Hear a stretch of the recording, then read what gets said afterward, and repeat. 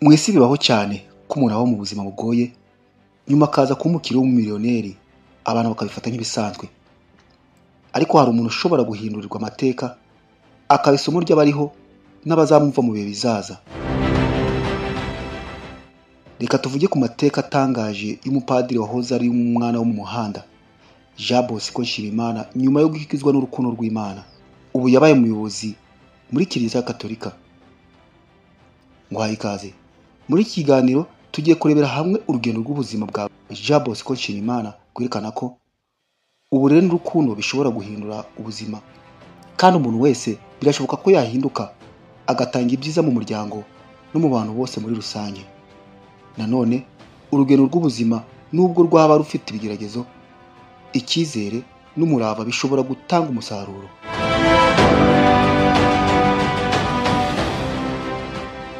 Ubwo Jenoside yakorewe Abatutsi yatangiraga i Bumbogo mu karere ka Gasabo, Jean Bosco Nshimiyimana ku myaka y'9 yari yasuye umuryango w'abaturanyi, nuko ababyeyi be barahunga aburana nabo.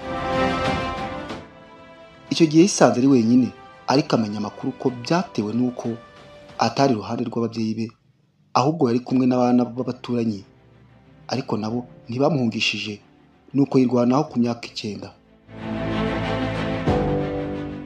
Ibi byamugizeho ingaruka bituma agubwa nabi mu bitekerezo, ku buryo ku myaka 12 yisanze abo mu buzima bwo mu muhanda ndetse n'ibiyobyabwenge. Mu mwaka wa 2003 habaye gahunda idasanzwe yo gushyira abana bose mu mashuri, ku buryo n'abari mu muhanda bashyizwe mu bigo kandi bagafashwa kwiga.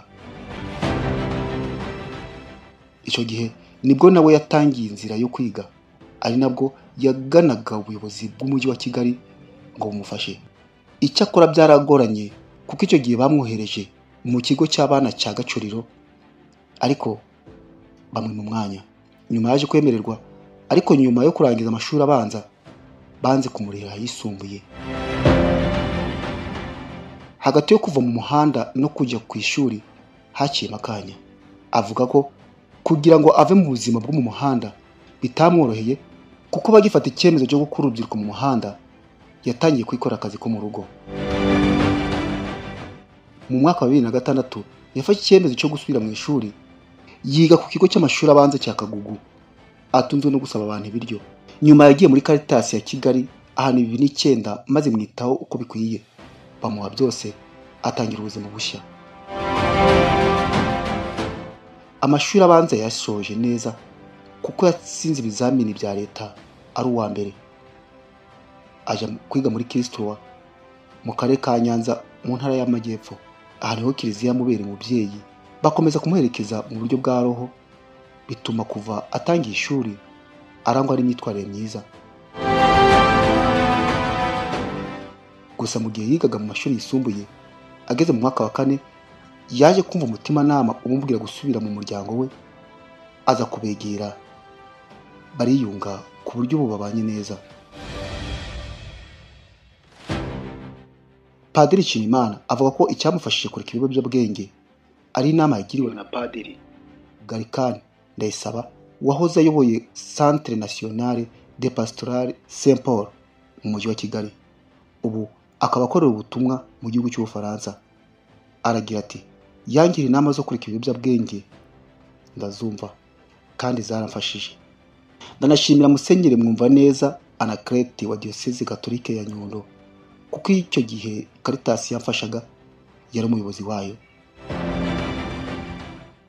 Padiri Nshimiyimana avuga ko akiri mu mashuri yumvaga nk'umuntu uzarangiza amashuri agahita ashaka umugore akagira umuryango, ariko kubera urukundo Caritas yamugaragarije byatumye yiyumvamo umuhamagaro wo kwiyegurira Imana, kuko yumvaga nta kindi afite cyo kuyitura uretse kuyegurira burundu.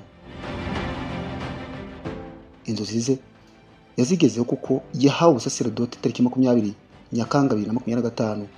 Ubu akaba akorera ubutumwa mu ntara y'Amajyepfo muri paruwasi ya Mugombwa, Diocese ya Butare, mu karere ka Gisagara, mu muryango Rogationiste du Cœur de Jésus. Uyu musaserodoti avuga ko nta hantu Imana itakura umuntu, ndetse nta kimana itashobora gufasha umuntu ngo ahinduke. avuga ko umuntu wayobye akajya mu nzira idatunganye akanywa ibiyobyabwenge ashobora guhinduka kandi akavamo umugabo uhamye, akigirira akamaro ndetse akakagirira n'igihugu. Murakoze kudutega amatwi, tuzongera ubutaha mu yindi nkuru itanga amasomo, itwigisha kandi twongera icyizere. Nitwa Alphonse Habimana, ndabashimiye.